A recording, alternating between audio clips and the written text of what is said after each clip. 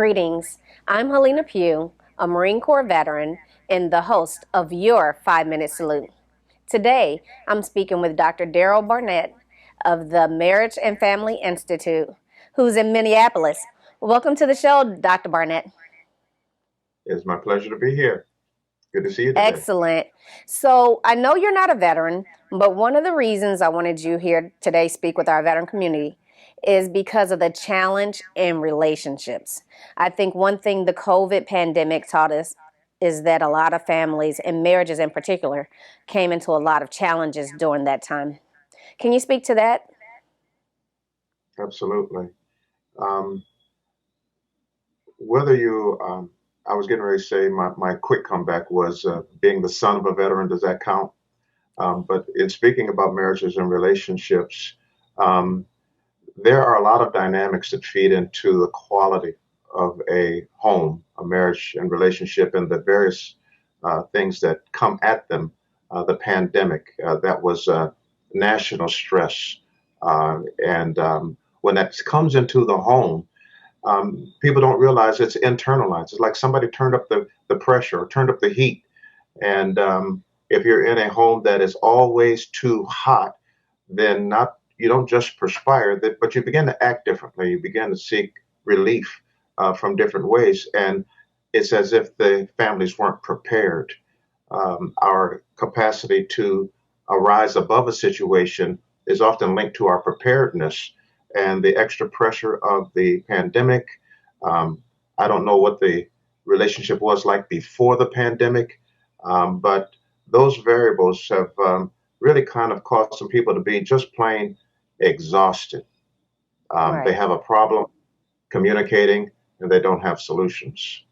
So, if a married couple is noticing some challenges in the relationship, what would be some of those signs that they needed to reach out for help? Well, the sign that the biggest sign that they need to reach out for help is that they can't talk to each other.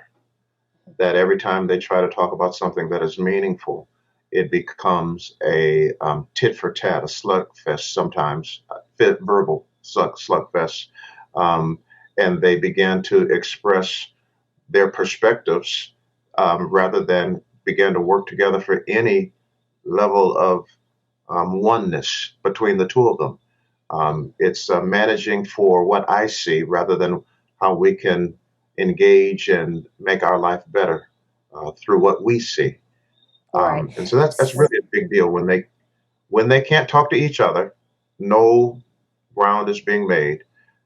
They really need, if anything, a mediator or translator, as I like to put it, to help each of them hear what the other is really saying. That's excellent. So you host a program that airs on Thursday on YouTube, and it addresses relationships. Mhm.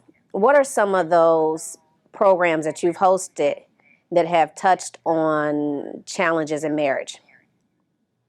Well, they all do to various degrees. But let me talk about yesterday because it's Relationship Thursday. And yesterday I was talking about when there's a challenge in the relationship, sometimes it's difficult to see what your role was. I'm talking about the individual role, particularly when you can clearly see what your spouse or partner has done, but it's not quite so clear what you have done to contribute to that challenge in the home.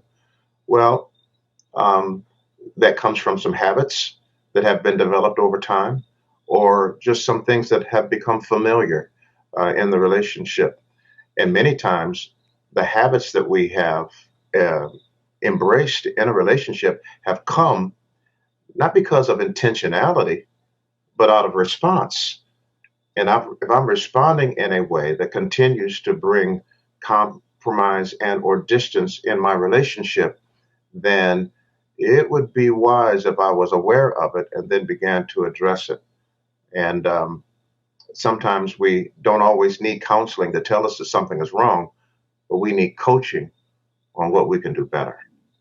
So, one of the things that I wanted you to also speak on is the fact that the actual marriage covenant is one of the most powerful covenants on the face of the earth. And so the enemy is attacking it, especially for American Christians.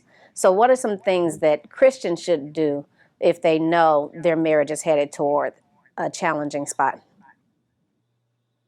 When um, when Christians know that their marriage is headed down a wrong pathway, or a challenging pathway, um, I'm talking about Christians now. The biggest thing that they can begin to do is be mindful of the triggers, the things that have set them down the pathway of negative relationship factors, fussing, fighting, being aloof, being sarcastic, things that cause distance between them. And if they are Christians, if they are believers, then they would rather than just do what everybody else does, find the Word of God management tools to help them through a situation. For example, if someone is sad, and that can happen for a lot of reasons. There can be a loss in the family. Anything can produce sadness. Well, the Bible tells us put on the garment of praise for the spirit of heaviness, and that's intentional. I'm Yes. not So what we praising the Lord because of a situation, but when I'm in it, I can say I need to praise. To the natural right. mind, that sounds crazy. To that mind that is connected to the Word of God, that's the solution. Well, you heard it right here. Thank you so much for being here, Dr. Daryl Barnett. It's important to remember to reach out and seek the Word of God if you know you're having some challenges. So, America, I want to thank you for joining us for this week's salute, 5-minute salute. And we're going to ask you to render a salute by going to our website at zaharavets.org and clicking, sharing, and liking this video. And you'll be able to access the Marriage and Family Institute's website and check out some of the other videos. Thanks so much for being here.